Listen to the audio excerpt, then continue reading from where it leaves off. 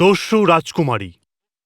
সব অধ্যায়ে প্রাসাদে, যেখানে মার্বেল হলগুলোর নিয়ম ও প্রত্যাশায় প্রতিধ্বনিত হতো, রাজকুমারী মারিনা প্রতিটি সকাল একইভাবে কাটাতেন, সেই বিশ্বকে দেখে যা তিনি যোগ দিতে পারতেন না।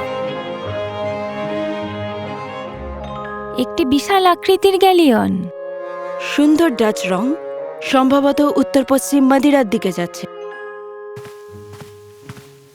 আমার রানী, আপনি এখনো পর্যন্ত তৈরি হননি। আপনার বাবা, আমাদের রাজা, ম্যারিটাইম কাউন্সিল মিটিংয়ে আপনার জন্য অপেক্ষা করছেন। উনি আমাকে যেতে বলছেন দেখার জন্য। চুপচাপ। উনি বিশেষ করে বলে দিয়েছেন তোমাকে চুপচাপ দেখতে। বিয়েট্রেস, তুমি কি জানো হাল ছাড়া জাহাজ কেমন দেখতে লাগে? জানো, একটা কণ্ঠস্বরহীন রাজকন্যার মতো। আমার সম্রাজ্ঞী, আপনি দয়া করে আপনার বইয়ের উপমা রাজার সামনে দেবেন না। রাজার নৌবাহিনীর অধিনায়কেরা সেই সমস্যার বিষয়ে আলোচনা করছিলেন, যা কয়েক মাস ধরে পর্তুগিজ জলসীমাকে বিব্রত করে রেখেছিল, কিন্তু কোনো নাবিককে আহত করত না।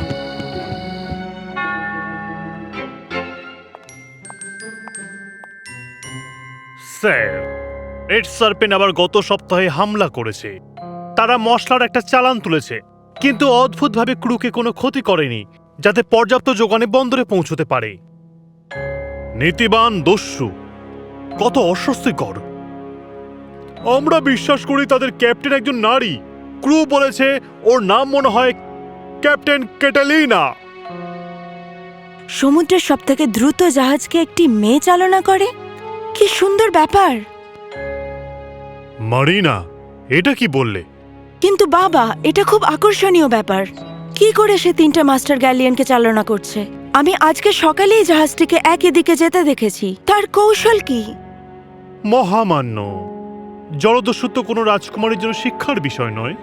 শুধু ন্যাভিগেশনই না, এখানে উপস্থিত সমস্ত মানুষের থেকে আমি ভালো টাইট চার্ট পড়তে পারি। মারিনা, যথেষ্ট হয়েছে। এটা আমার কক্ষ। এখনই। রাজা আলফান্সো তার মেয়েকে খুব ভালোবাসতেন, যা তার রাজা হওয়ার সবচেয়ে হতাশজনক দিক ছিল।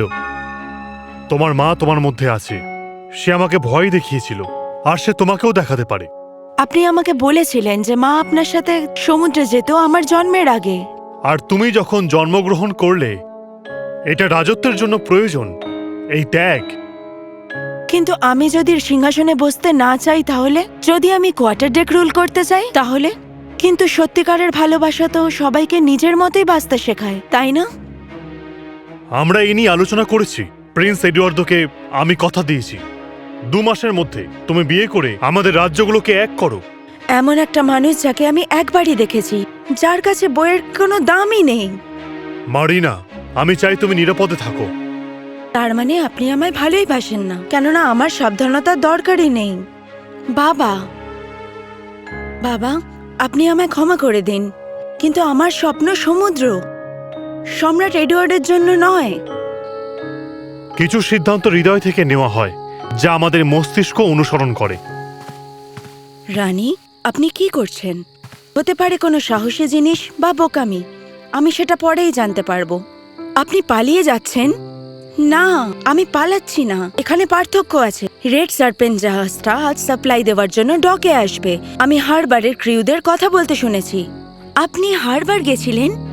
তুমি কি ভাবলে আমি সারা বিকেলবেলা বাগানে হাঁটছিলাম? আপনার বাবা সবাইকে আপনার পেছনে পাঠিয়ে দেবেন। তাহলে তো এটা আমাকে করতেই হবে। বিয়েট্রিস, আমি 16 বছর শুধু বই পড়ে কাটিয়েছি। যদি ক্যাপ্টেন ক্যাটালিনা পুরো সমুদ্রের দায়িত্ব নিতে পারেন, আমাকে এটা জানতেই হবে কি করে। কিন্তু উনি একজন পাইরেট। উনি এমন একজন মানুষ যিনি নিজের মনের কথা শুনেছেন। কে বলে দিও, বলে দিও আমি তাকে গর্বিত করব, কিন্তু যেমন ভাবে চেয়েছিলেন তেমন ভাবে নয়। মারিনা, তুমি কিভাবে ওদের জাহাজটা খুঁজবে? আমি এমন একজন সম্রাজ্ঞী যে প্রত্যেকটা জাহাজকে চেনে, বুঝলে? আমি ঠিক থাকবো। আর তারপর রাজকুমারী মারিনা তার মুকুটের বদলে একটি প্রশ্ন বেছে নিলেন। তিনি কিভাবে জন্মেছিলেন তা নয়, বরং তিনি কি হতে চান। দ্য রেড সার্পেন্ট একটি বড় 3 মাস্তলা জাহাজের চেয়ে ছোট ছিল, কিন্তু সৌন্দর্য ছিল দ্বিগুণ, এবং ক্যাপ্টেনের কাছে ছদ্মবেশ, এমনকি রাজকীয় ছদ্মবেশ, চেনার ক্ষমতা ছিল। ক্যাপ্টেন ক্যাটালিনা, আমি আপনার দলে সামিল হতে চাই। আচ্ছা, তাই? তোমাকে কে বলল যে আমি চাকরি দিচ্ছি? আপনি দিচ্ছেন না, কিন্তু আমার ব্যাপারে জানলে আপনি নিশ্চয়ই দেবেন।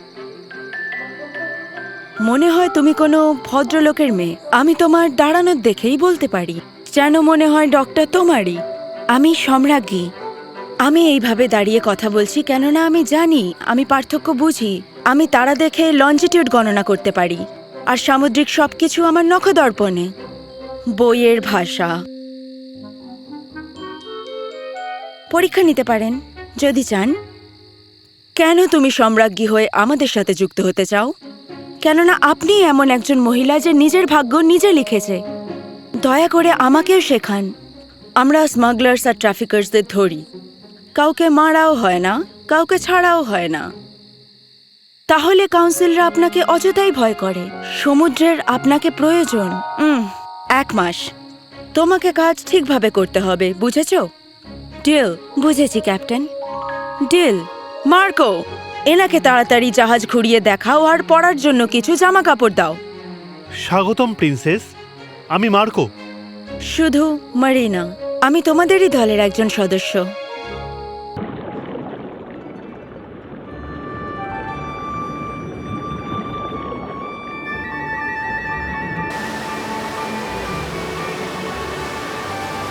মারিনা ডলফিনের মতোই সমুদ্রের জীবন মানিয়ে নিল।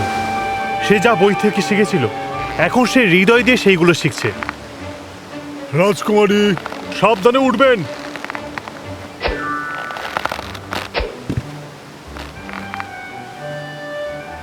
এটা ডবল শিট বেন্ড, রাফায়েল। আমি আমার চেম্বারে 1000 বার এরকম টাই নট করেছি। নিচে নেমে আসা ভালো, রাজকুমারী। আমি জানি, কিন্তু বই থেকে ভারসাম্য শেখা যায় না। না, নিশ্চয়ই নয়, কিন্তু আমি মাঝরাতে জানলা দিয়ে লুকিয়ে লুকিয়ে দেখতাম। তোমাকে দেখে অবাক হয়ে যাচ্ছি। আপনিও। আপনি সমুদ্রের ব্যাপারে অনেক কিছু জানেন, কিন্তু কোনোদিন বলেননি। আমার বাবা রাজ্য নৌবাহিনীর দিক নির্দেশক ছিলেন। আমার বয়স তখন 12। একটি ঝড়ে মারা যান। আমায় ক্ষমা করবেন, সেই জন্যই কি আপনি এই জাহাজে আছেন? নৌবাহিনীর নাবিকের পরিবারের কথা ভাবিনি। আমাদেরকে কিছুই দেয়নি। ক্যাটালিনা আমাকে নদীপথে খুঁজে পেয়েছিল, যা আমার বাবা আমাকে সেখানেই তাই শিখিয়েছে। আমার বাড়ি ছিল না, আমাকে বাড়ি দিয়েছে ও। আপনি সবচেয়ে ভালো জাহাজ চালক। তুমি মাত্র আমাকে 2 সপ্তাহ চেনো। কিছু জিনিস আমরা এমনিই জেনে যাই। মার্কো, মারিনা, আমরা অ্যাজোর্সের দিকে যাব। আমরা যাব রাজকুমারী। নিশ্চয়ই, একসাথে। যখন তাদের সমুদ্রের 3য় সপ্তাহে ঝড় এলো, তা এলো দ্রুত ও প্রবলভাবে। তারাগুলোকে ঢেকে দিল এবং সমুদ্রকে একটা ভয়ানক জন্তুতে পরিণত করলো। আমরা দিক হারিয়েছি। তারাগুলোকে দেখা যাচ্ছে না ক্যাপ্টেন। মারিনা, তারাগুলো ছাড়া আমরা অন্ধ। আমাদের রোটার প্রয়োজন নেই। শোনো, শুনলে? ঠিক শুনলাম। সি বার্ডস পোর্ট সাইডের পাশে। ওরা পাথরে বাসা বানায়। আমরা নিশ্চয়ই কাছাকাছি পৌঁছে গেছি। বড্ড কাছে চলে এসেছি, রাফায়েল। এই কুয়াশায় কিচ্ছু দেখাই যাচ্ছে না। মার্কো, মনে আছে তুমি একটা গল্প বলেছিলে ডলফিনসের ব্যাপারে? জাহাজের ঘন্টা? ক্যাপ্টেন, সবাইকে বলুন জাহাজের বেলটা বাজাতে বারবার। ওটা আমাদের অবস্থান ফাঁস করে দেবে। ভরসা করো, ঘন্টা বাজাও। এক্ষুনি করো। সবাই চাপা নিঃশ্বাস নিল এবং উদ্রেকভাবে অপেক্ষা করছিল। আর তারপর জাহাজের ঘন্টার প্রতিধ্বনি বিভিন্ন দিক থেকে বিভিন্ন সুরে ফিরে এলো। ওই যে 21 হিলটি খোলা চ্যানেল। ডান দিকে মোড় নাও, দ্রুত প্রতিধ্বনির থেকে দূরে। কাছাকাছি কোনো পাহাড় আছে? জাহাজের মুখ ঘোরাও। জোরে ডান দিকে মোড় নাও, তাদের কান অনুসরণ করো।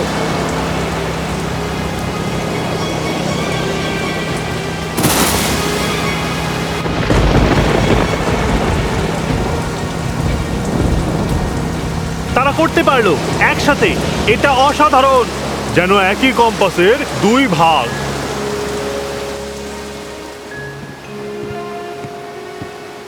তোমরা জাহাজের সাথে সাথে সবার প্রাণ বাঁচিয়েছো, দুজনেই।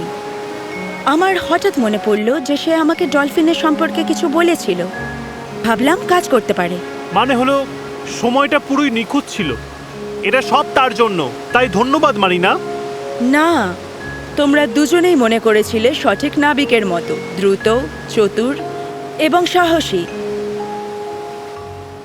চাঁদ ডুবে যাওয়ার সময় রাজকুমারী মারিনা জাহাজের জীবনের সঙ্গে এমনভাবে গাঁথা হয়ে উঠেছিলেন যেন একটি পালের মধ্যে সুতো। কিন্তু সে এমন একজনকে খুঁজে পেয়েছিল যাকে সে খুঁজছিল, এমন একজন যে তার সমস্ত কিছু দেখেছে। এটা আমার খুব পছন্দের, অ্যান্ড্রোমেডা। মার্কো, আগামীকাল আমার মাস শেষ হচ্ছে। আমি জানি, ক্যাপ্টেন কথা দিয়েছিলেন তুমি চাইলেই তোমাকে দিয়ে দেবে। তুমি চাও আমি চলে যাই? আমি কি চাই তা কোনো বড় ব্যাপার নয়। তুমি একজন রাজকুমারী, আমি কেউ নই। তুমি এমন একটি ছেলে যে তার বাবা হারিয়েছে কিন্তু তার দয়ালু মন হারায়নি। তুমি আমাকে শিখিয়েছো যে তারা শুধু পথ দেখানোর জন্য নয়, তারা মারিনা, স্বপ্নও দেখায়। ক্রু তোমার জন্য একটি নাম ঠিক করেছে মারিনা। ও সত্যি? সমুদ্রের রাজকুমারী। সে যেন তার রক্তেই লবণ নিয়ে জন্মেছে, বুঝলে? সমুদ্রের রাজকুমারী, সমুদ্রের রাজকুমারী। আমি সত্যি সম্মানিত বোধ করছি। আমার মাসটা শেষ হতে চলেছে, তুমি এখনো আমাকে বের করনি। আমি কৃতজ্ঞ।